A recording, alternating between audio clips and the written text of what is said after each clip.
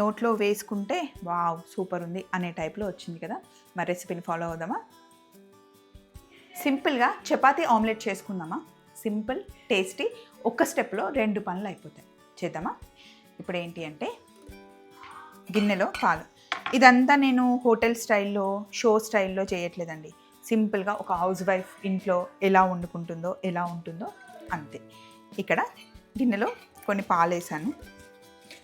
ఇందులో కొంచెం ఉప్పు, కాస్త కారం, కొంచెం పసుపు, ఇందులోనే సన్నగా తరిగి పెట్టుకున్న ఉల్లిపాయలు మొత్తం మిక్స్ చేయండి. ఫస్ట్ కొంచెం పాలు వేస్తే ఆమ్లెట్ సాఫ్ట్గా రావడంతో పాటు మంచిగా మిక్స్ అవుతుంది. ఉప్పు కారం అన్నీ మిక్స్ అవుతాయి.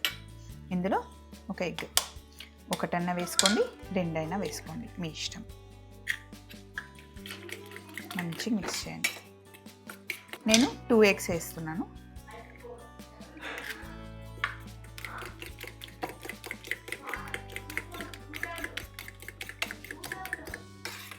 సో ఆమ్లెట్ మిక్చర్ రెడీ అయిపోయింది. స్టవ్ ఆన్ చేస్తున్నాను. పిల్లలు ఇప్పుడే స్కూల్ నుండి వచ్చారు, వెనకాల సౌండ్లు వినిపిస్తున్నాయి. చపాతీ ఒత్తుదాం. చపాతీ పిండి తడిపి పెట్టుకున్నాం కదా, దాన్ని ఫస్ట్ ఇట్లా ప్రెస్ చేసి కొంచెం ఆయిల్ వేయండి. జస్ట్ 1 డ్రాప్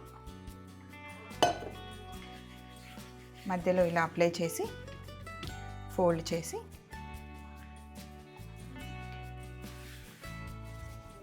ఈ ఫోల్డింగ్ని మంచిగా ప్రెస్ చేసుకోండి. ఇలా చపాతీ చేసేటప్పుడు గట్టిగా ఒత్తకూడదు, లైట్గా ఇలా సింపుల్గా ప్రెస్ చేస్తే మంచిగా పొంగుతుంది.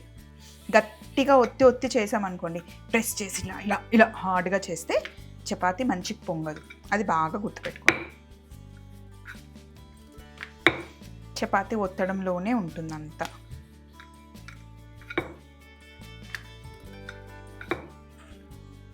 లైట్గా పొడిపిండి, ఎక్కువ పొడిపిండి వేసినా మళ్ళీ డ్రై అవుతుంది.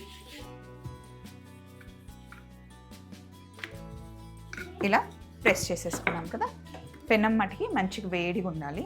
ఇప్పుడు పెనంలో చపాతీ వేసుకొని ఒక సైడే కాల్చుకోవాలి.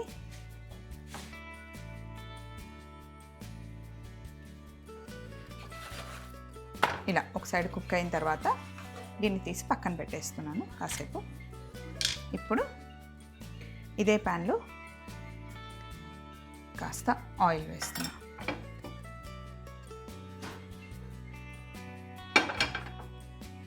ఆయిల్ వేసి ఆమ్లెట్ వేసేసుకోండి. ఆమ్లెట్ వేసిన తర్వాత ఏదైతే కాల్చామో చపాతీ దాన్ని ఇలా పైన ఉంచేయండి. కాల్వని సైడు పైకి రావాలి, కాల్చింది లోపలికి వెళ్ళాలి. ఆమ్లెట్ని ఇలా తీసుకొని రివర్స్ చేసేయాలి. రెండో సైడ్ కూడా చపాతీ కాలుతుంది, ఆమ్లెట్ కూడా కుక్ అవుతుంది. చూడండి ఎంత బాగా పొంగుతుందో.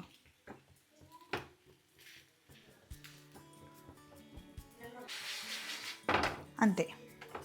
రెండో వైపు చూడండి, చపాతీ కూడా మంచిగా కాలింది, ఆమ్లెట్ కూడా చపాతీకి మంచిగా అతుక్కుంది. దీన్ని ఇలా మళ్ళీ తిప్పేసి జస్ట్ మిడిల్లోకి ఇలా ఫోల్డ్ చేసి ఇచ్చేయడమే. అంతే, చపాతీ ఆమ్లెట్ రెడీ అయిపోయింది. నచ్చిందా? ఇలా ట్రై చేయండి, బాగుంటుంది. టమాటో కచప్తో తింటే బాగుంటుంది. చక్కగా ఆమ్లెట్ అంతా చపాతీకి అంటుకుంటుంది. వేరే కర్రీ ఏం చేయాల్సిన అవసరం లేదండి. ఇందులో మనం ఉల్లిపాయలు వేసాం కదా, కావాలి అంటే క్యారెట్ వేసుకోవచ్చు, మిగతా వెజిటేబుల్స్ వేసుకోవచ్చు, చీజ్ పెట్టి పిల్లలకి ఇవ్వచ్చు. Super healthy and tasty breakfast అనమాట. ఇది బ్రేక్ఫాస్ట్కైనా, లంచ్కైనా, డిన్నర్కి కూడా బాగుంటుంది. ఇలాంటి సింపుల్ బ్రేక్ఫాస్ట్ రెసిపీస్ ఎన్నో నేను చెప్తాను, ఫాలో అయిపోండి. బాయ్.